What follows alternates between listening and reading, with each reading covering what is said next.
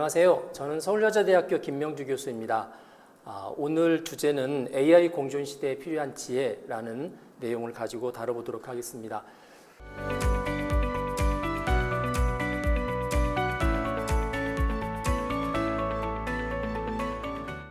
학부모들 입장에서 볼 때는 자녀들의 미래가 많이 걱정이 되고 또 미래에 어떤 것을 준비시킬까에 대한 주제들을 많이 고민하게 되는데 오늘이 바로 이제 그런 주제에 있어서 일종의 도입이라고 생각을 하시면 될 것 같습니다. 먼저 강의를 진행하기 전에 세상이 이처럼 빠르게 바뀌는데 특히 디지털 기술을 가지고 세상이 많이 바뀌죠. 디지털 기술이 세상에 어떻게 적응을 하는지를 나타내는 여러 가지 지표들이 있는데 그 중에서 이 하이프 커브라는 걸 소개를 잠깐 드리려고 합니다. 하이프 커브라고 하기도 하고 하이프 그래프라고도 하는데 이 글로벌 컨설팅 그룹으로 가트너 그룹이 있습니다. 이 가트너 그룹이 2005년에 만든 그래프인데요. 이제 새로운 기술이 나타나게 되면 사람들이 이제 관심을 가지고 이렇게 모이게 되죠. 지금 이제 챗GPT를 비롯한 AI에 대한 관심이 그런 것 같습니다. 너도 나도 다 배워야 되는 거 아닐까? 앞으로 AI가 세상을 지배한다는데 이걸 어떻게 다루지라고 해서 많은 이제 학부모도 비롯해서 기업, 정부, 전 세계적으로 움직이고 있습니다. 그래서 이 기술의 절정기를 향해서 이렇게 올라가고요. 한참 이제 투자도 하고 시간을 투자도 하고 노력도 투자를 했는데 이게 기대만큼 출력이 나오지 않으면 사람들이 이제 실망해서 빠져나가기 시작합니다. 그래서 다시 이렇게 쇠퇴기를 맞이하죠. 이 쇠퇴기를 맞이한 다음에 이게 사라지는 게 아니라 일부 사람들은 그 기술을 잘 소화를 해서 자기 업무에 적용시키거나 아니면 새로운 일자리를 만들어내거나 일종의 이제 성공 케이스들을 몇 개 만들어냅니다. 그러다 보면은 다시 빠져나갔던 사람들이 그 사람들을 중심으로 해서 다시 모이게 되는데 그게 이제 다시 말하면 이제 부상기, 재조명기 이렇게 이야기합니다. 지금까지 나타났던 많은 기술들이 이런 이제 그래프 형태의 흐름을 가지고 있습니다. 그래서 지금의 디지털 사회를 이루었는데 AI도 똑같겠죠. 지금 AI는 이 그래프에 어디쯤 와 있을까요? 생각을 한번 해보시기 바랍니다. 이 가트너 그룹이 2024년도에 하이퍼 커브에 대한 그래프를 발표를 했는데 AI가 현재 어디쯤 와 있냐면 이 도입기는 지났고 이 꼭대기 있죠. 기술 절정기를 향해서 올라가고 있다. 이렇게 이야기를 하고 있습니다. 컴퓨터 역사가 70년 정도 되는데 이 인공지능은 70년 전에 컴퓨터가 나올 때부터 개념이 존재했습니다. 그래서 이 그래프를 잠깐 보시면 세 번의 하이퍼 커브가 존재합니다. 물론 이제 하이퍼 커브이기 때문에 어느 정도 사람들이 관심을 가지다가 안 되니까 실망해서 이렇게 떨어지죠. 이 세 번의 그래프 때문에 두 개의 골짜기가 생기고요. 그래서 이거를 AI의 첫 번째 겨울, 두 번째 겨울 이렇게 생각을 합니다. 현재는 이제 세 번째 부흥기, 세 번째 그래프를 향해서 올라가고 있다 이렇게 보시면 되는데 제가 이 그래프를 말씀드리는 이유는 이게 어느 순간에는 또 떨어질 거예요. 그렇죠? 떨어지는데 첫 번째 떨어져도 이전보다는 높이 떨어집니다. 이게 무슨 이야기냐면 지금 이제 AI가 이렇게 붐을 일으킬 때 많은 사람들이 그래요. 이걸 배워야 돼? 말아야 돼? 혹시 이거 거품 아니야? 거품이 거친 다음에 혹시 내가 공부를 했는데 잘못된 공부한 거 아니야? 하마터면 공부할 뻔했네. 이런 말하는 거 아닐까? 라는 생각을 하는데 실제로는 그렇지 않습니다. 배우셔야 됩니다. 이게 전반적으로 사회 전반에 걸쳐서 그다음에 사람들의 일하는 데 있어서 AI가 하나의 이제 역량이 되고 인프라가 됩니다. 그래서 그래프가 떨어지긴 하겠지만 이전보다는 훨씬 높은 위치에서 떨어진다는 사실들을 꼭 이해를 하셔야 됩니다. 그리고 또 하나 떨어지는 데는 이유가 있습니다. 분명히 우리가 기대하는 것만큼 시간적으로 채워주지 못하기 때문인데 그 떨어지는 데에서 여러 가지 이유 중에 하나가 얘가 우려했던 부분들이 생기기 시작합니다. 여러 가지 부작용도 있고 역기능도 있고 그래서 그 부작용과 역기능들을 잘 알아두면 같이 AI를 쓰고 있는 사람 가운데서도 훨씬 시행착오를 줄일 수가 있고요. 지금 제목이 AI 공존 시대잖아요. 아주 오랫동안 공존할 수 있는 지혜가 바로 그 부분에 있다라는 말씀을 드립니다. 제가 밑에 이제 세 번째 그래프에서 나타나게 된 몇 가지 중요한 사건을 연대별로 뽑아봤는데 주로 AI하고 사람이 경쟁하는 사건들이 많았습니다. 예를 들어서 체스 챔피언하고 AI, 그 다음에 바둑 챔피언하고 AI, 퀴즈왕하고 AI 경쟁을 해서 다 AI가 이겼기 때문에 다들 이제 관심을 갖는 거고요. 결정적인 거가 이제 작년, 재작년 11월 말에 나왔던 챗GPT입니다. 이 챗GPT 같은 경우는 모든 사람들이 다 언어를 쓰잖아요. 얘는 이제 언어를 통해서 AI하고 사람이 대화를 합니다. 예를 들어서 알파고 같은 경우는 바둑을 두는데 이 알파고를 쓰려고 하면은 그 알파고 계정을 이렇게 얻어야 되는데 일반인한테 공개를 안 하죠. 그리고 또 바둑 두는 사람만 이해를 할 수 있는데 그런 면에서는 챗GPT는 모든 사람들이 쓸 수 있는 인터페이스를 제공을 해서 그래서 아주 엄청나게 붐을 일으켰습니다. 예를 들어서 닷새 만에 사용자가 100만 명이 됐고 2달 만에 1억 명이 됐고 유사일에 그렇게 많은 사용자를 단기간에 모았던 기술이 없습니다. 그래서 이 챗GPT가 요즘의 AI 붐의 핵심이다라고 이제 보시면 될 것 같고요. 제가 몇 가지만 요즘 AI가 어디까지 왔는지에 대한 이야기를 조금 더 드리겠습니다.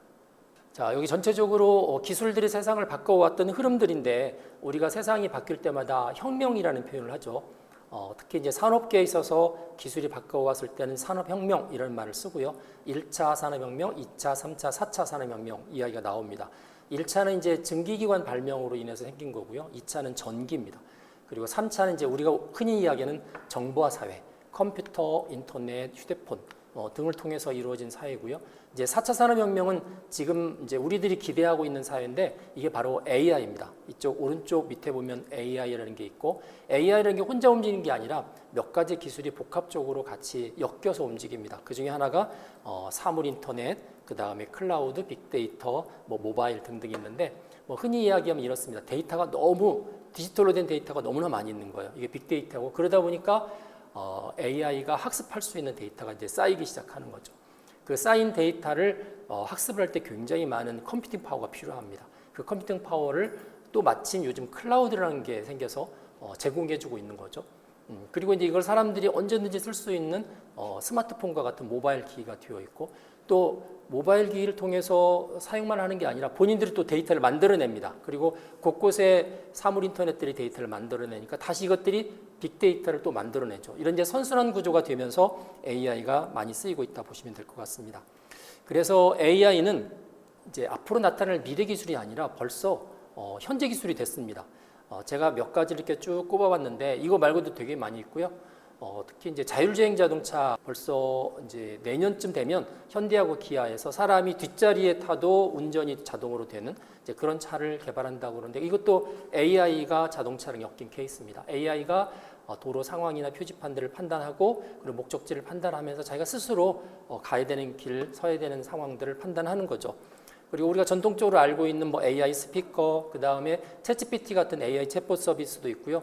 요즘 이제 전문가를 대신합니다. 의사를 대신해서 AI 의사도 나오고, 그다음에 판사도 나옵니다. 변호사도 나오고, 그리고 여기 로보 어드바이저라고 제가 설명을 했는데 이거는 이제 펀드 매니저입니다. 이제 돈이 있으신 분들은 되게 주식이나 부동산을 통해서 투자를 하는데 이런 이제 펀드 매니저 전문 회사들이 있는데 2017년부터 골드만삭스가 AI를 도입해서 사람 대신에 한번 돌려봤더니 그 당시에 일반적인 소위 말해서 MBA 출신들의 사람들이 이윤이 한 10% 정도, 연 10% 정도 나오는 상황이었는데 그 당시에 골드만삭스 만들었던 로보 어드바이저가 이윤이 37%가 나왔습니다. 그래서 그 해에 골드만삭스 안에 유명한 펀드 매니저가 한 3,500명 있는데 3,000명을 다 잘랐던 유명한 사건이 있습니다. 이거 외에도 여러 가지 채널 서비스, 예를 들면 여러분이 넷플릭스나 유튜브를 보게 되면 넷플릭스나 유튜브 안에서 내가 어떤 채널을 선호하는지 뒤에 AI가 추적을 합니다. 그래서 그 사람들이 좋아하는 다음번의 컨텐츠를 계속 제공을 해주죠. 그래서 쇼츠 많이 아시죠? 쇼츠라든지 릴스 같은 거 보시다 보면은 이제 우리 학생들이 이제 열심히 공부하고 자기 전에 잠깐 몇 개 보고 자야지라고 했다가 대개는 1시간 이상 보게 됩니다. 이거는 AI가 정확히 타겟팅을 해서 제공하기 때문에 이제 그런 유혹들을 뿌리칠 수가 없는 거죠. 그다음에 지난 코로나 3년 동안에 AI 면접관도 많이 썼고요. 한 700개 기업이 AI 면접관을 써서 붙고 떨어뜨리고 하는 작업들을 했습니다. 근데 문제가 이제 조금씩 생기기 시작합니다. 그냥 넷플릭스 정도야 보고 안 보고 차이인데 AI 면접관이 내가 어느 회사에 지원을 했는데 떨어뜨렸어요. 갑자기 이제 질문이 나오기 시작하죠. 제가 공정할까? 어떤 이유로 나를 떨어뜨렸을까? 자, 이런 부분이 나오면서 사람들이 AI 면접관 못 믿겠다. 이제 이렇게 되면 이제 이른바 신뢰성이 떨어지는 거죠. 사회 전반적으로 AI 기술은 참 좋은데 사람들이 신뢰성을 이렇게 잃어버리기 시작하면 이 기술이 정착하지 못해서 AI 공존이 잘 안 됩니다. 그래서 이제 처음부터 AI의 부작용과 역기능에 관한 부분들을 이제 윤리적인 측면에서 많이 논의하고 그게 좀 너무 심각하면 법으로도 만들고 이런 작업들을 이제 시작을 하는 거죠. 요즘에 AI가 이제 통번역을 아주 잘합니다. 어느 정도까지 잘하냐면 요즘 구글 번역기 잘 쓰지 않습니다. 챗GPT라든지 딥L이라는 것들은 이런 AI를 이용하는 것들이 너무 잘해주는데 예를 들면 이렇습니다. 제가 챗GPT한테 자 이거 번역해줘. 그럼 번역을 해주죠. 초등학생 영어로 해줄래?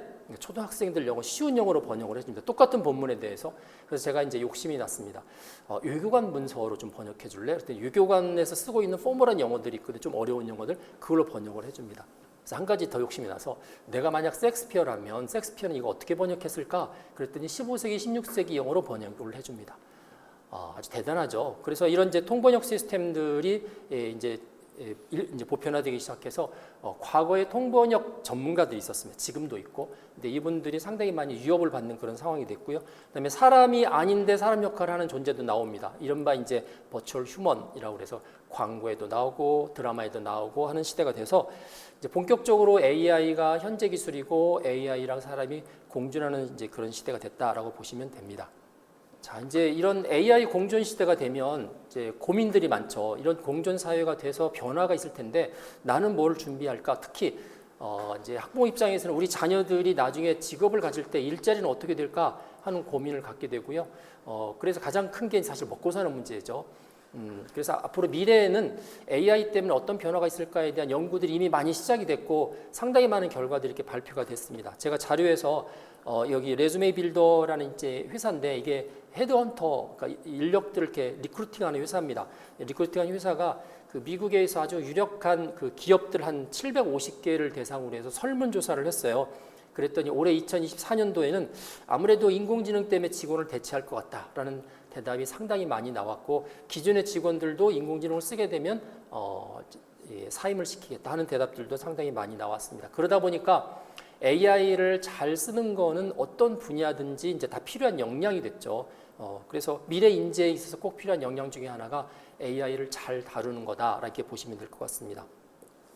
이제 이런 이야기가 있어요. 보통 그럼 결국 AI가 우리 사람들을 해고시키는 거네. 이제 그거에 대해서 어떤 분이 이제 밑에 제가 영어로 그냥 원문으로 달아놨는데 AI가 사람을 대체하는 게 아니라 AI를 잘 사용하는 사람이 AI를 잘 사용하지 않는 사람들하고 일하기를 싫어하는 거겠죠. 그래서 AI를 잘 사용하지 못하는 사람들을 밀어내고 대체할 것이다. 결국 이제 사람이 사람을 대체하는 현상이 벌어지는데 AI 역량이 뛰어난 사람들이 결국 메인 역할을 할 것이다라고 예측을 하고 있습니다. 자, 이번에는 챗GPT 이야기를 조금만 더 자세히 해보겠습니다. 챗GPT를 아마 대부분 써보셨을 것 같은데 이 챗GPT가 하는 일 중에서 상당히 이렇게 잘하는 일들이 있습니다. 주로 글쓰기입니다. 글쓰기. 그래서 처음에 챗GPT가 만들어지고 나서 이제 제가 알고 지내는 작가분들이 되게 많은데 그분들이 거의 한 10여 분 이상이 저한테 걱정하는 글을 보내셨어요. 교수님 저희 어떻게 해요? 제가 글을 쓴대요. 저희 작가들은 어떻게 해요? 막 이런 걱정들을 많이 했는데 사실 이렇게 보면은 일정한 수준 이상의 글을 많이 씁니다. 그래서 글 쓰는 데 있어서 진짜 도움이 많이 되고 또 시간을 많이 단축을 해줍니다. 얘는 글의 장르를 가리지 않습니다. 소설, 뭐 SF 소설, 오른쪽에 보시면 매니페스토라는 SF 소설집인데 잘 보이실지 모르겠지만 저자가 7명이 나와 있습니다. 실제 우리나라 SF 단편 소설가고 그 옆에 공저자가 7명이 똑같이 나와 있습니다. 그 공저자 7명은 한 존재인데 챗GPT입니다. 각 단편 소설마다 사람 챗GPT 그렇게 해서 나온 책이 매니페스토라는 책이고요.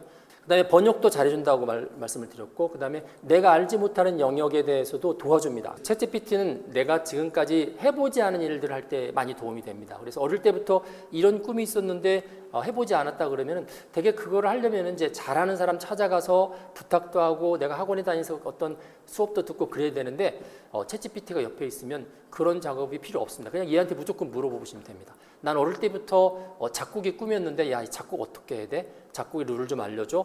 뭐 작은 곡 작곡 같은 거 샘플 좀 보여줄 수 있을까? 이런 거 하면 다 대답을 해줍니다. 그리고 이제 글 같은 거 읽을 때 대단히 좋습니다. 논문 이렇게 주면은 얘가 논문을 요약해 줍니다. 논문을 요약해줘서 저는 이제 대학에 있다 보니까 계속 새로운 논문들을 읽게 되는데 보통 챗GPT 전에는 어떻게 했냐면 대학원생들한테 시켰어요. A라는 대학원생 너 논문 2편 읽고 2편 읽고 2편 읽어서 한 일주일 동안 시간 줄 테니까 읽은 다음에 요약해서 우리 세미나를 한번 하자. 그래서 이제 교수는 안 읽고 대학원생들이 다 읽어서 발표를 합니다. 그럼 이제 교수가 이렇게 듣다가 저거 괜찮네. 그럼 이제 그때야 그걸 뽑아서 교수가 있습니다. 그건 이제 제 이야기입니다. 일반적으로 그렇다는 이야기는 아니고. 그래서 보통 시간을 많이 줄이는데 요즘은 챗GPT가 너무 잘합니다. 논문을 딱 주고 요약하라고 하면 너무 요약을 잘해주고요. 그리고 그 논문에 대해서 내가 질문하니까 대답을 해. 그러면 마치 자기가 저자인 것처럼 대답을 해줍니다. 그래서 이제 어떤 그 기존의 작품들, 어떤 저작물들을 이해할 때 대단히 도움이 많이 되고, 그다음에 컴퓨터 프로그램도 잘 짭니다. 언어를 잘 이해하기 때문에 자연 언어는 이제 문법에 맞지 않아도 사람들이 이해하잖아요. 그 자연 언어를 얘가 잘 이해해서 만들어주는 역할을 하는데, 보통 컴퓨터 프로그램, 소프트웨어는 인간이 만든 언어죠. 얘는 규칙대로 하지 않으면 돌아가지 않습니다. 그러니까 자연 언어보다 훨씬 쉽죠. AI가 볼 때는. 그래서 컴퓨터 프로그램도 역시 얘가 읽어드려서 어떤 걸 지시하면 얘가 컴퓨터 프로그램도 작성을 해주는데 자연 언어보다 훨씬 더 정확하게 작성을 해줍니다. 그래서 최근에는 컴퓨터 프로그램을 작성하시는 분들이 챗GPT를 사용하면 업무 효율이 한 40% 정도 좋아진다. 이제 이런 데이터를 가지고 있습니다. 표도 많이 보여주고 최근에는 이제 그림, 소리, 영상 이런 거랑 같이 연관이 돼서 예를 들어서 내가 그림 한 장 보여줄 테니까 그림 속에 뭐가 있는지 확인해봐. 그랬더니 거기 안에 밀가루, 여기 음식 재료들이 있는데요. 그래, 그럼 그걸 가지고 음식을 만들고 싶은데 한 10가지만 추천해 줄래? 그러면 이 재료로 만들 수 있는 음식 레시피, 그 요리 레시피를 쫙 추천을 해줍니다. 이런 식으로 이제 글씨만 하지 않고 소리, 영상, 이미지 같이 움직이는 걸 멀티모달이라고 하는데 이제 이런 쪽으로 요즘에 많이 발전을 하고 있습니다. 챗GPT를 만들었던 오픈 AI에서 최근에 이제 소라라는 걸 발표했습니다. 얘는 글씨를 만들어내는 게 아니라 동영상을 만들어냅니다. 어떤 내용을 담는 동영상을 만들어줘. 그러면 지금 현재 기술로서는 한 1분짜리를 만들어주는데 한 50개 정도 샘플을 발표했거든요. 그중에 가장 유명한 게 지금 보시고 계시는 도쿄 워크, 동경거리를 걷고 있는 여성입니다. 그래서 영어로 이제 프롬프트에다가 이렇게 묘사를 했습니다. 제가 번역을 해보니까 이렇게 돼 있어요. 약간 비가 와서 바닥이 축축한 동경의 밤거리를 어떤 여성이 걷고 있는 거예요. 빨간색 드레스를 입고 있고 선글라스를 이제 밤인데 선글라스를 꼈고 이쪽에 이제 가방을 들고 있고 립스틱을 칠했고 이런 것들을 쭉 묘사를 해줬습니다. 그 주변에 많은 사람들이 걸어 다니고 그리고 난 다음에 소라한테 만들어 그랬더니 1시간 동안 얘가 뭘 작업을 쭉 하더니 1분짜리 동영상을 만들었습니다. 자, 이 동영상을 제가 잠깐 보여드릴 텐데 처음 만들었을 때는 소리가 안 나오고요. 동영상만 나오는데 이걸 AI가 만들었다고 생각하면 정말 기가 막힙니다. 아까 말씀드렸듯이 챗GPT가 나오고 나서 많은 소설 작가들이 야 이거 우리 밥그릇 위협받겠다, 우리 직업들 사라지는 거 아니야? 막 이런 걱정을 했던 것처럼 이게 나오니까 영상 제작자들이 교수님 어떻게 해요? 우리 이제 앞으로 영상 제작 AI 때문에 다 팔이 날리게 생겼습니다. 어떻게 막 걱정을 했는데 사실 걱정할 사건은 아니고요. 지금 보시면서 제가 몇 가지 이제 이게 완성되지 못했다는 팁을 알려드리는데 여러분도 한번 보시기 바랍니다. AI가 뭘 만들면 사람이 만든 거하고 다르게 아직은 허술한 데가 대단히 많습니다. AI가 만든 사진 보면 이거 AI가 만든 사진이네 라고 아는 것처럼 지금 동영상도 AI가 만들었다는 것을 이렇게 티를 내는 부분들이 최소한 10개 이상이 숨어 있거든요. 한번 보시기 바랍니다. 제가 사람에 따라 조금씩 다르긴 하지만 혹시 다른 데 찾다가 못 찾으시면 이 여성의 그 다리를 잠깐 보시면 왼발 오른발 이렇게 걸어가죠. 걸어가는 걸 잠깐 보시면 저거 AI가 만든 거네, 사람이 만든 거 아니네, 이제 그렇게 보실 수가 있습니다. 한번 보시겠습니다.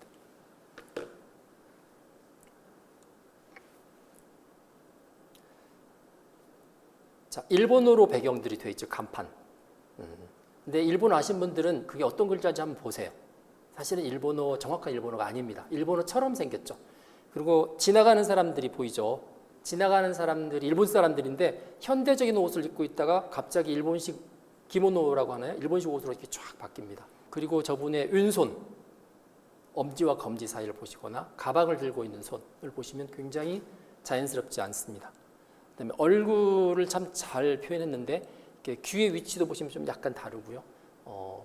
그래서 사람들이 잘 만들길 잘 만들었는데 얘를 가만히 보니까 뭔가 이상하다. 보통 이제 그런 것을 불쾌한 골짜기라고 합니다. 진짜 사람이 찍은 것처럼 만들었는데 가만히 보면 저거 기계가 한 거네. 그러면서 굉장히 섬뜩해지고 내지는 기분도 나빠지고 하는데 아직은 이제 그런 부분들을 이제 보여지고 있습니다. 제가 조금 더 하나 더 보여드리겠습니다. 이번에는 그 챗GPT를 만든 데서 음성 쪽으로 AI를 만들어냈습니다. 그래서 그 기술 이름이 이제 보이스 엔진인데 이 보이스 엔진을 헤이젠닷컴이라는 회사한테 줘서 이제 사업을 했는데 제가 거기에다가 아직은 이게 오픈되지 않고 베타 테스트인데 제 동영상을 하나 이렇게 줬습니다. 제가 이전에 KBS에 나와서 이렇게 방송했던 부분들인데 한 1분짜리를 주고 변형시키라고 그랬습니다. 그래서 원본을 제가 먼저 보여드리겠습니다. 이 급격한 기술 발전이 인간 존재에 대한 근본적인 질문. 네, 이거를 AI가 받았습니다. 받아서 어떻게 바꿨냐면 이렇게 바꿔줬습니다. Резкое технологическое развитие оказывает фундаментальное влияние на человеческое существо. 그 화면은 똑같죠? 화면 똑같습니다. 우리가 보통 옛날에 명화극장 보면 외국 영화를 수입해서 방송사에서 성우들이 더빙을 해서 이렇게 방송이 된 적이 있습니다. 요즘 다 이제 되게 밑에 자막으로 처리가 되는데 유명한 성우들은 되게 입 싱크를 맞춥니다. 왜냐면 외국어하고 한국어 다르니까 입이 가만히 있는데 소리가 나가면 안 되잖아요. 그래서 싱크를 잘 맞추는 성우가 이제 베스트 베테랑이 되는데 지금 이렇게 혹시 보셨는데 뭘 느끼시는지 모르겠지만 목소리가 성우 목소리나 AI 목소리가 아닙니다. 제 목소리입니다. 원래 원본에 있는 사람의 목소리를 AI가 학습을 해서 그 목소리대로 번역본, 통역본이 나가는 거고요. 두 번째는 입 구조가 바뀌어 있습니다. 원래 한글 할 때 입 구조하고 이 두 번째 나오는 게 러시아 말인데 전 러시아 말 전혀 모릅니다. 러시아 말로 나올 때 입 구조가 다르겠죠. AI가 제 입 구조를 이제 보통 크론이라는 기술을 써서 이렇게 바꿔줍니다. 자, 그렇게 되면 러시아 사람이 볼 때 이 사람은 원어민이에요. 러시아 말을 너무 잘하고 입 구조도 똑같고 그러니까 AI가 만들었다는 생각을 못 하겠죠. 그래서 이거를 이제 오픈AI에서 만들면서 어떤 이야기를 했냐면 이게 사회적으로 어디에 쓰이냐면 되게 언어 장애를 가지고 있는 사람들 그런 사람들이 이쪽에서 하면 이제 AI를 통해서 언어 장애가 없는 모습으로 이렇게 탁 나가는 거죠. 그래서 이제 선천적으로 언어 장애가 있거나 아니면 나중에 사고나 병을 통해서 언어 장애가 생긴 사람들한테 굉장히 큰 도움을 줄 수 있다 이렇게 이야기를 하고 다른 한편으로는 이거 보이스피싱에 쓰게 되면 굉장히 심각해질 수 있다. 그다음에 또 하나는 우리가 사람을 인식할 때 얼굴 인식, 뭐 홍채 인식, 지문 인식 많이 하지만 목소리 인식이라는 게 있습니다. 성문 인식. 앞으로 성문 인식은 쓰면 안 된다. 그거를 구분할 수 없을 만큼 AI가 잘 만들어지기 때문이다. 이렇게 이야기합니다. AI 기술이 이렇게 많이 발전하고 있고요. 이게 뭐 단지 한정된 거가 아니라 지금 이제 제가 보여드리겠지만 언어만 해도 언어 생성형 모델만 해도 이렇게 지금 엄청나게 많은 것들이 나와 있고 그 다음에 저쪽에 가면 비디오 생성하는 거 또 나와 있고요. 그 다음에 또 가면 이제 이미지 생성하는 거, 그 이미지도 AI가 자동으로 생성해주고 코드도 만들어주고 그리고 여러 가지 디자인 뭐 등등등 사람들이 가지고 있는 데이터 가운데서 만들 수 있는 모든 것들은 지금 다 만들고 있어서 이제 그래서 나오는 질문들이 뭐냐면 야 이전에는 AI는 반복된 일만 하고 사람은 창의적인 일을 하면 된다고 이야기했는데 이 생성형 AI가 탁 나오고 나서는 아까 이제 작가분이 이야기하셨거나 콘텐츠 제작하신 분이 이야기한 것처럼 야 이 창의적인 것도 AI가 하는데 그럼 우리는 뭘 하지? 라는 질문들을 이제 많이 하게 됩니다. 그거에 대해 이제 답이 궁금하시죠? 제가 나름대로 그 답을 갖고 있는데 이제 끝날 때쯤 말씀을 드리겠습니다. 그래서 이런 것들을 보면서 생성형 AI가 나오고 나서 PwC라고 아주 국제적으로 유명한 컨설팅 그룹에서 앞으로 영향을 받을 10대 직업을 꼽았어요.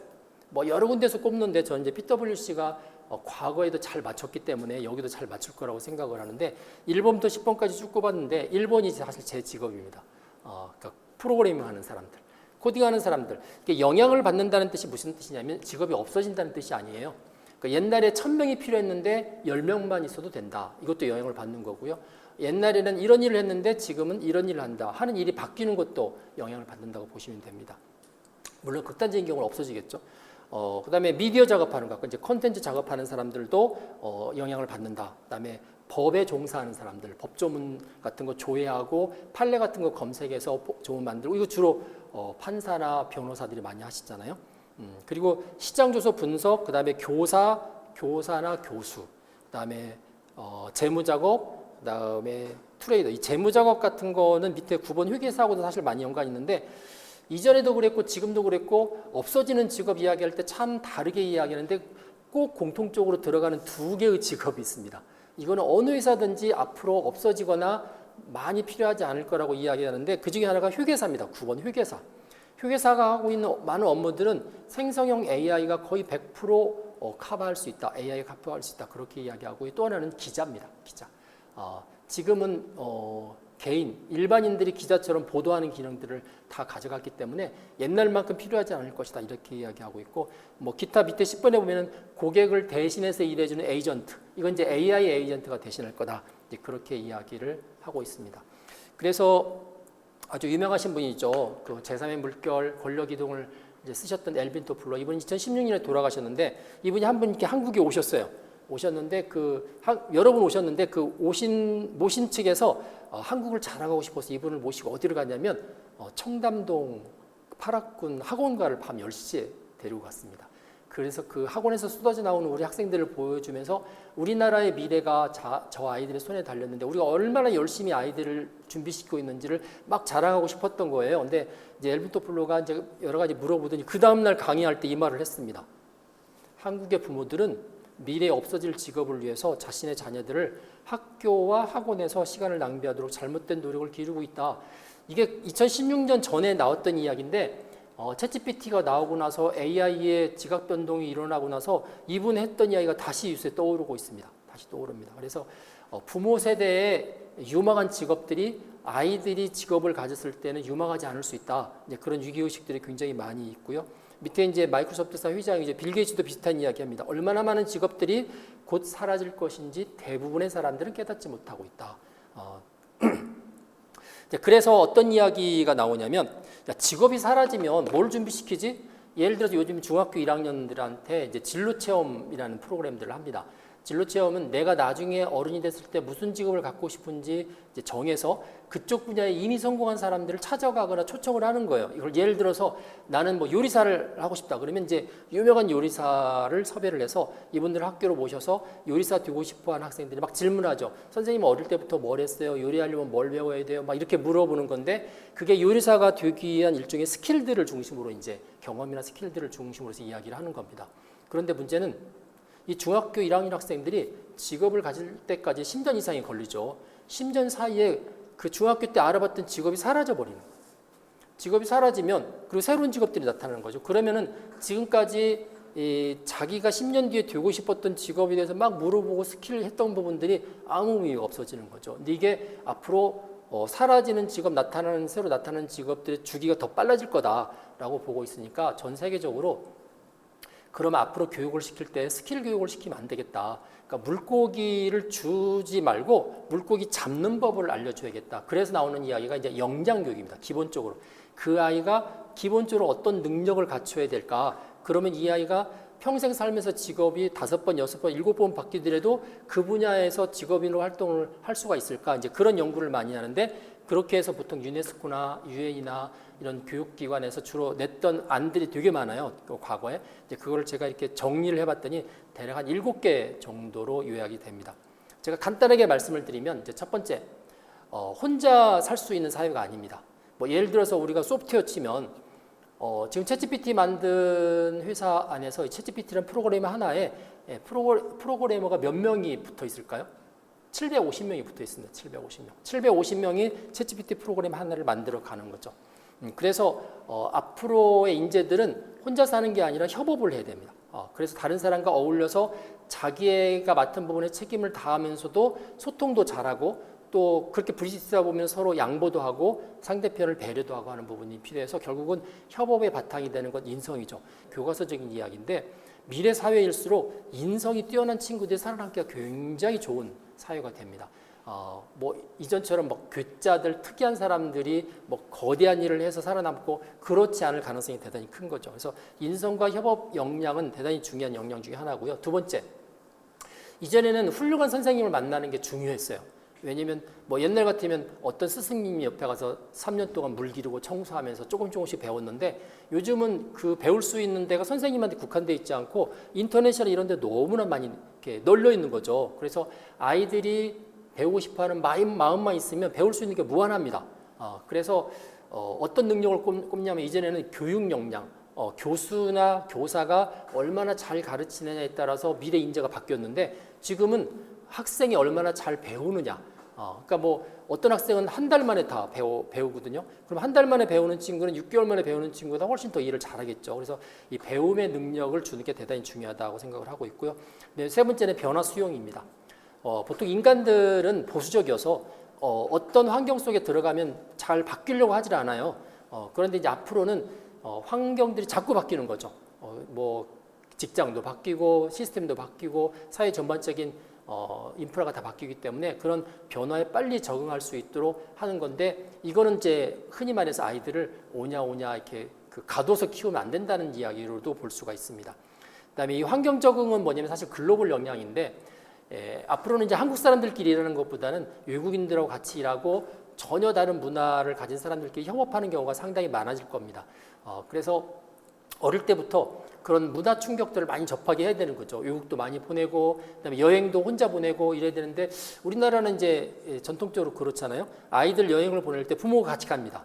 같이 가서 아이들이 전혀 불편하지 않고 깜짝 놀랄 만큼 엄청나게 세팅을 다 해놓습니다. 먹을 것도 많고 뭐 호텔도 좋고 그렇게 해놓죠. 그리고 어디 아이들을 데리고 갈 때는 되게 잔치집에 데려갑니다. 좋은데 파티 이런 데 데려가는 거죠. 그런데 유대인들을 보면 유대인들은 어디를 데려가냐면 장례식장을 데려갑니다. 장례식장을 데려가서 인생의 끝을 이렇게 보여주기도 하고, 여행을 보낼 때는 혼자 보냅니다. 어릴 때부터 혼자 보내서 다 자기가 준비하고 부딪히고 어려움 겪으면서 인생의 어떤 모습들을 보게 하기 때문에, 그래서 이제 우리나라의 상당히 많은 부분들이 부모의 그늘이 이렇게 벗어나게 되면 아이들이 딱 혼자 섰을 때 굉장히 큰 충격들을 받는 경우가 상당히 많이 있어서, 그런 면에서는 AI 공존 시대나 미래 사회에 오히려 부적합할 수 있기 때문에 이제 부모님들이 좀 마음이 좀 그러시더라도 아이들을 혼자 여행시키고 혼자 하게끔 하고, 전혀 다른 뭐 외국이라든지 아니면 전혀 이질적인 환경 가운데 자꾸 노출시키고 다른 사람들이랑 같이 살 수 있는 환경 가운데 적응할 수 있도록 하고 하는 게 대단히 중요하다는 생각을 합니다. 다섯 번째는 미래 안목입니다. 아무래도 미래를 바라보는 건데, 이거는 사실 갑자기 되는 건 아니고요. 계속적으로 본인이 정보를 입수해야 되고, 그리고 이게 촉이 서 있어야 됩니다. 최근에 어떻게 세상이 돌아가는지 자꾸 뉴스도 봐야 되는 거죠. 요즘 젊은 사람들은 뉴스를 볼 때 본인들이 원하는 것들만 봐요. 근데 사실은 그러면 안 되고, 정치, 경제, 사회, 뭐 트렌드를 한번 쭉 볼 수 있는 부분들이 상당히 많이 필요하고, 그런 안목들을 심어주는 게 필요하고, 그다음에 마지막 여섯 번째죠. 여섯 번째가 이제 사고 능력입니다. 어떻게 보면 7가지 역량 가운데서 가장 중요할 수 있는데, 창의적으로 생각할 수 있고 그다음에 비판적으로 생각할 수 있는 사고 능력입니다. 아까 제가 창의력 이야기를 했는데, 챗GPT가 만드는 저작물들은 어떻게 보면 인간이 지금까지 만든 다양한 것들을 얘가 다 먼저 학습을 한 다음에 그거를 통해서 만드는 겁니다. 그렇기 때문에 얘는 없는 걸 만들지 않아요. 있는 거를 합성한다고 그럽니다. 그래서 보통 AI 합성물이라고 표현하거든요. 이제 사람들 여러 가지 수준이 있잖아요. 밑에 있는 사람들이 볼 때는 와 그러는 거예요. 야, AI가 저런 글을 써? 그러니까 이제 이 밑에 있는 사람이 볼 때는 AI가 굉장히 창의적으로 보이는 거죠. 하지만 그건 사실 창의력이라기보다는 종합 능력입니다. 종합 능력. 어떤 것들을 읽고 그거를 종합적으로 써내는 수준이 상당히 높다 보니까 그렇게 되는 것이지, 실제 창의력 정의에서 볼 때는 그렇지 않습니다. 창의력은 다르게 생각하는 거거든요. 다르게 생각하고 있고, 어떻게 이제 보면 훨씬 더 많이 점프할 수 있는 능력인데, 그거는 사람이 원래부터 가지고 있는 능력이에요. 그래서 지금의 생성형 AI 같은 경우는 그 창의력 정의에 의하면 없습니다. 그런 창의력이. 그러니까 너무 걱정하지 않고 오히려 남들과 다르게 생각하고, 더 중요한 게 뭐냐면 챗GPT 같은 경우는 얘는 주로 물어보는 거에 대해서 답만 해요. 그렇기 때문에 문제를 정의하거나 문제를 파악하는 능력이 없습니다. 창의력의 시작점은 뭐냐면 다른 사람들이 보지 못하는 문제를 바라보는 게 시작점이거든요. 그런 면에서는 이제 우리 자녀들한테 어떤 상황들에 대해서 좀 독특하게 바라보고 차별화시켜서 바라보고 문제를 문제로 다시금 정의하는 능력, 이런 것들을 키우는 게 대단히 중요하다는 생각을 합니다. 마지막으로 도구를 활용하는 능력인데, 아무래도 지금 이제 챗GPT와 같은 AI, 자, 이런 것들은 기본적인 툴이 됩니다. 이전에 타이핑을 치면서 글을 썼던 시대가 있었어요. 그 당시는 타이핑하는 게 자격증이 이렇게 존재가 있었는데 워드 프로세싱이 되면서 사라졌죠. 자, 그런 것처럼 챗GPT나 이런 생성형 AI가 나타나면 얘들은 기본적으로 사용하는 도구가 됩니다. 그래서 그런 도구를 써야만 업무 효율이 좋아지기 때문에 이제 그렇게 인식하고 준비를 하는 게 필요합니다. 자, 그리고 이제 약간 이제 두 번째로 들어갑니다. 첫 번째는 이제 AI에 관한 여러 가지 역량들 준비를 잘 해야 된다는 거였고, 두 번째는 윤리입니다. 윤리. 얘가 어떤 부작용과 역기능이 있는지를 잘 알아야만 쓸 때 AI한테 속지 않습니다. 예를 들면 이런 게 있습니다. 생성형 AI는 학습한 글을 토대로 해서 막 글을 만들어냅니다. 근데 그 글이 실제 존재하지 않는 글이 종종 존재합니다. 그게 뭐냐면 우리가 흔히 할루시네이션이라고 하는데, MIT 대학에서 최근에 조사를 해보니까 생성형 AI가 만드는 합성 생성물 가운데서 적게는 15%, 많게는 40%까지 할루시네이션이 있다. 이게 어떻게 보면 이제 거짓말이라는 표현도 되는 거죠. 근거가 없는 거죠. 그래서 이제 그런 이야기를 합니다. 어떤 교수한테 아주 똑똑한 조교가 하나 들어왔어요. 이것저것 시키면 너무너무 잘하는데 심지어 교수보다 더 잘 알아요. 모든 분야를 다 잘하는데 얘가 만들어준 리포트 가운데서 30%가 가짜예요. 거짓말이에요. 그럼 이제 교수가 볼 때는 그럴싸하니까 자기 이름으로 바깥에다가 이렇게 발표하면 어느 순간인가는 큰 망신을 당한다는 거죠. 그래서 이제 그러한 단점들을 잘 기억하고 활용을 해야만 AI 공존 시대 때 자기의 역량이 더 빛을 발하는 건데, AI 도구도 열심히 익혔는데 그런 단점들을 잘 모르고 쓰게 되면 자기 자신도 속아버리는 이제 그런 상황이 발생을 하는 거죠. 그래서 이제 윤리라는 이야기를 합니다. 처음에 윤리 이야기 나왔을 때 사람들이 그랬어요. 이게 AI가 미래 기술일 때는 야, 만드는 사람만 잘 만들면 되지 뭐 사용자가 그것까지 고민해야 돼? 그래서 처음에는 윤리가 개발자, 생산자, 사업자들에 갖춰야 되는 덕목으로 이렇게 자리 잡았는데 지금은 그렇지 않습니다. AI가 이미 현재화됐고, 또 하나는 소비자가 어느 순간에 내가 AI를 만들어 봐야지 뭐 이런 생각을 할 수가 있거든요. 그래서 이제 보통 생산자이면서 소비자인 사람들을 보통 프로슈머라고 하는데, 요즘 이제 프로슈머 개념이 굉장히 강합니다. 그래서 언제든지 내가 이용자로만 존재할 수 없기 때문에, 그래서 AI 윤리는 생산자 윤리와 이용자 윤리를 다 갖추는 게 앞으로는 더 필요하다라는 이야기를 합니다.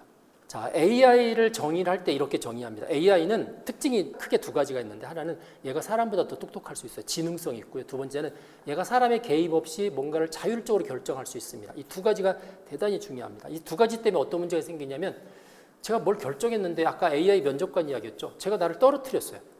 내가 왜 떨어져야 돼? 설명을 해줘.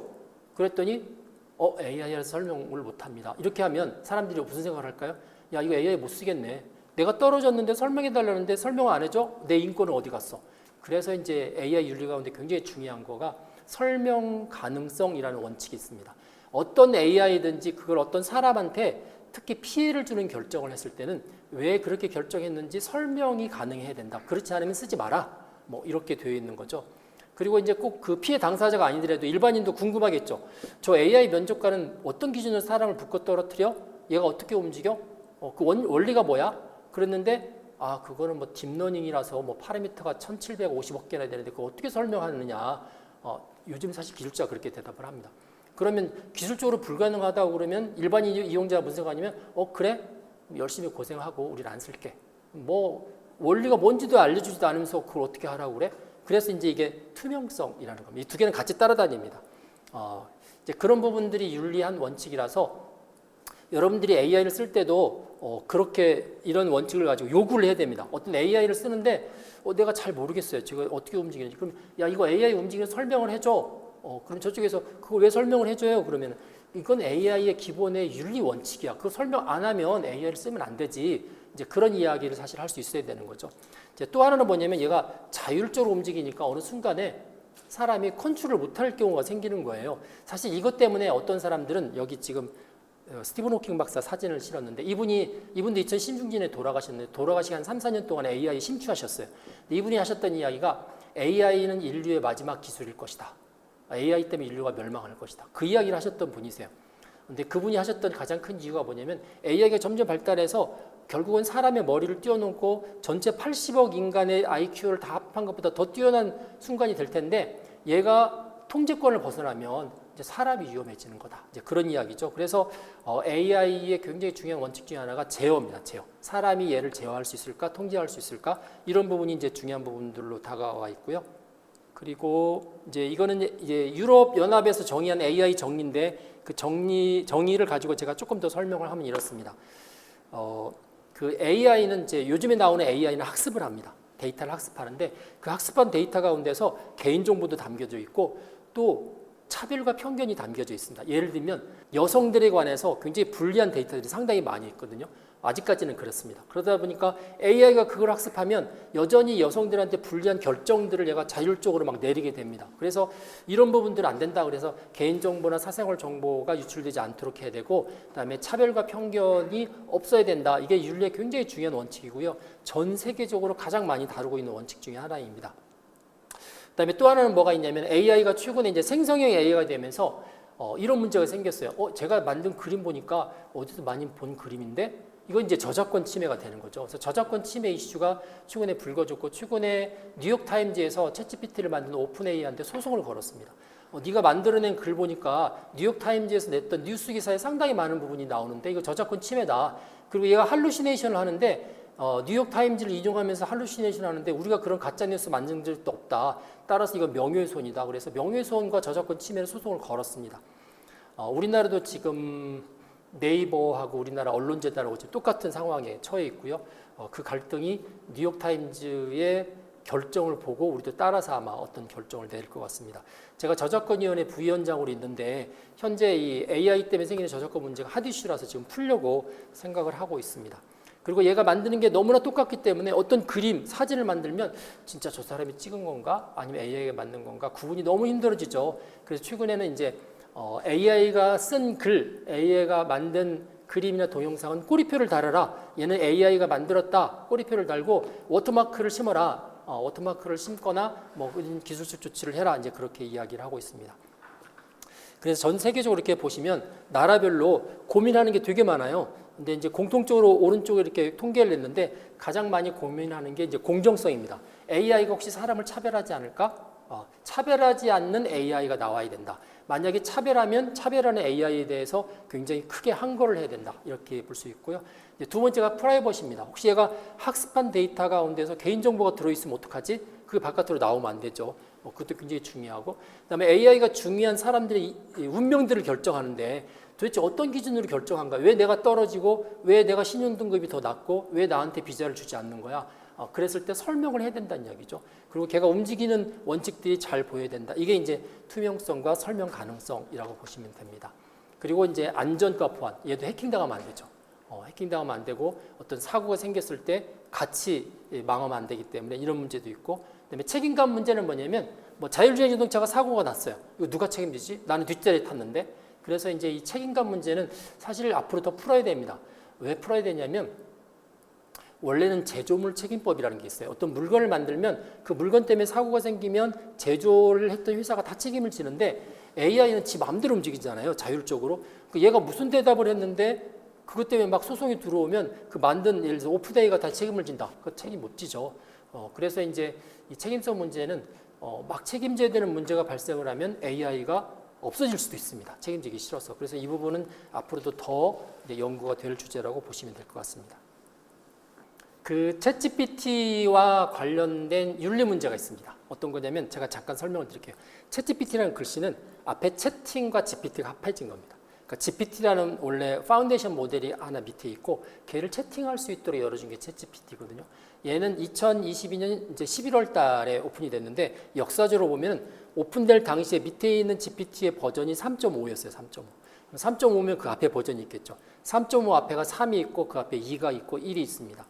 자, 1, 2 때는 얘는 워낙 작아서 별로 그러니까 사람들이 별로 집중도 하지 않았어요. 근데 3을 딱 만드니까 얘가 파라미터라는 게 학습한 것을 기억하는 장소인데 1750억 개나 됩니다. 그래서 전 세계 인터넷상에 있는 거, 디지털 도서관에 있는 걸 다 학습을 했습니다.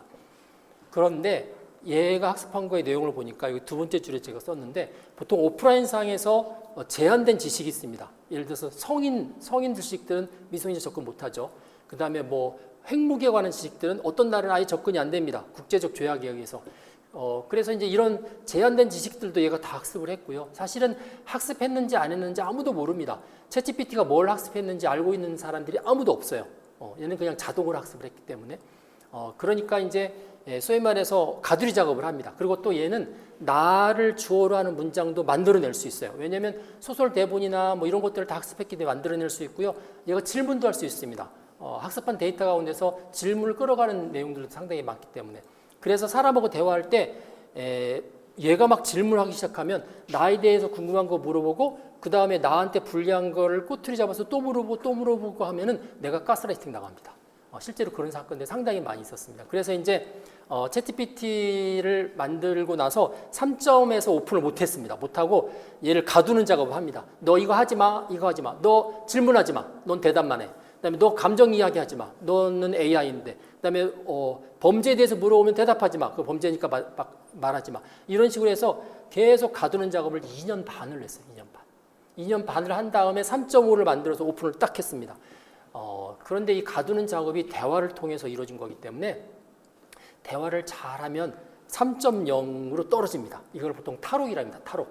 탈옥인데 얘가 우리나라 말 뭐 영어 이렇게 의미는 잘 이해하는데 의도를 이해를 못해요. 그러니까 얘를 속이려고 그러면은 말을 잘해서 속이면 소위 말해 3.0에서 가지고 있는 지식들을 이렇게 끄집어 당길 수 있습니다. 탈옥을 할 수 있습니다. 그래서 최근에는 이 탈옥이 굉장히 큰 문제가 되고 있고 그다음에 할루시네이션도 또 문제가 되고 있습니다. 그래서 최근에 이제 버전을 올려서 뭐 4점 올렸지만 이 4도 원래는 4가 아니에요. 3.6입니다. 3.6, 3.7. 왜냐하면 4에서도 탈옥이 되면 3.0으로 떨어집니다. 그러니까 뿌리가 같다는 거죠. 그래서 이 MBTI 이야기할 때 그러거든요. 야, 챗GPT MBTI가 뭐야? 라고 이야기하면 얘는 대답만 하잖아요. 질문 안 하고. 그러니까 얘는 질문 안 하고 대답만 하니까 E는 아니고 I일 거야. 부터 시작하고 얘는 감정적으로 말하지 않고 되게 사실 기반으로 말하니까 F는 아니고 T일 거야. 뭐 이런 식으로 하다 보니까 챗GPT가 INTJ라고 해요. INTJ. 제가 INTJ입니다. 그런데 이제 얘가 만약에 탈옥을 하잖아요. 탈옥을 하면 GPT-3로 가면 그러면 이제 챗GPT의 MBTI가 뭘까? 16살까지가 다 나옵니다. 그 사람하고 대화할 때 대화하는 안에서 대화 내용에 따라서 계속 바뀝니다. 일종의 다중인격자가 되는 거죠. 그래서 이른바 이제 가스라이팅도 당하고 작년 3월 달에 벨기에의 한 30대 환경운동가가 이 챗GPT하고 비슷한 GPT-J라고 중국에서 만든 게 있는데 그거 대화하다가 하도 걱정을 많이 하니까 AI가 너 걱정하지 마. 내가 다 해결할 테니까 너는 좀 쉬어라. 그러니까 어떻게 쉬면 돼? 그랬더니 내가 알려줄게. 4가지 방법 알려줬는데 그게 자살하는 방법이었고 그 중에 하나를 실행을 해서 자살을 했습니다. 그래서 와이프가 그 6주 동안에 그 GPT-J하고 대화했던 프롬프트를 공개했는데 가스라이팅이 나온 거죠. 그래서 챗GPT는 기본적으로 미성년자 사용 금지입니다. 처음부터. 그런데 너무나 좋은 게 있기 때문에 그래도 중고등학생은 쓰게 하고 싶어서 14세 이상은 부모가 승낙하고 모니터링하에 쓸 수 있다. 그렇게 되어 있고요. 구글에서 나오는 뭐 제미나이도 똑같습니다. 그리고 네이버에서 나오는 하이퍼클로버 X도 똑같습니다. 하이퍼클로버 X는 19세 이상만 사용가입니다. 자, 그런 면에서는 우리 아이들한테 챗GPT를 쓰게 해야 되는데 쓰게 하라는 게 말이 안 되죠. 이게 사실 이게 딜레마에 빠져 있습니다. 딜레마에 빠져 있어서 우리나라 교육부도 한동안 초등학생들한테 AI, 특히 생성형 AI를 많이 쓰게 하라고 그랬는데 제가 계속 지적을 했거든요. 그거 불법이다. 사용자 쓰면 안 된다 해서 요즘은 이제 초등학생 못 쓰게 합니다. 자, 이제 결론을 말씀드리겠습니다. AI를 비롯한 디지털 신기술들은 사회를 계속 바꿔왔습니다. 그래서 굉장히 좋은 순기능들이 나왔죠. 지금 보시는 것처럼 우리 생활도 편해졌고 업무 효율성도 좋아졌고 돈도 많이 벌게 됐고요. 그다음에 건강도 좋아졌습니다. 이런 기술 때문에 더 사람들이 오랫동안 살게 됐고 그다음에 소통의 기회도 많아지고 기회도 많아졌는데 이제 얘가 부작용이 있습니다. 아까처럼 차별도 할 수 있고 그다음에 너무 진짜 같은 가짜도 만들 수 있고 그래서 이제 윤리가 많이 필요한데 그 윤리 중에서 심각한 거는 이제 법으로 만듭니다. 그래서 법을 윤리의 최소한이다라고 표현을 합니다. 근데 법은 법에 쓰여 있는 것만 하죠. 그렇기 때문에 또 다른 새로운 문제를 커버를 못 합니다. 그래서 문제가 생기면 법으로 다 해결하면 되지라는 이야기는 틀린 이야기입니다. 문제가 생기면 윤리로 먼저 해결해야 되고요. 여기 밑에 보면 사진 한 장이 나오는데 얼 워런이라는 분이 계신데 이분이 돌아가셨어요. 이분 미국의 대법관인데 연방법원의 대법관인데 이분이 그 미란다 원칙이라고 아시죠? 법인을 딱 체포하면 당신은 묵비권을 행사할 수 있으며 그걸 만드신 분이세요. 근데 이분이 이제 어떤 이야기를 하냐면 영어로 착 나오는데 법은 배고 윤리는 바다다. 따라서 윤리라는 게 충분히 바닷물이 충분하지 않으면 법이라는 배가 떠다닐 수가 없다. 그러면서 이분이 법관인데 불구하고 윤리를 대단히 강조를 많이 하셨습니다. 그래서 제가 이제 미래를 살아가는 특히 AI 공유 시대를 살아가는 지혜 이야기할 때 첫 번째는 필요한 역량도 갖춰야 되지만 두 번째 얘가 일으킬 수 있는 부작용에 관한 윤리 역량이 이것도 대단히 중요하다. 그래야 잘 사용할 수 있고 조심해서 사용할 수 있고 본인이 배운 역량들을 잘 발휘할 수 있다. 그래서 AI 역량, AI 윤리 이걸 이제 흔히 합해서 AI 리터러시라고 하는데 이 부분이 앞으로 자라는 세대한테 대단히 중요하기 때문에 관심을 가지고 많이 신경을 써주시기 바랍니다. 라고 말씀을 드리고 강의 마치도록 하겠습니다. 감사합니다.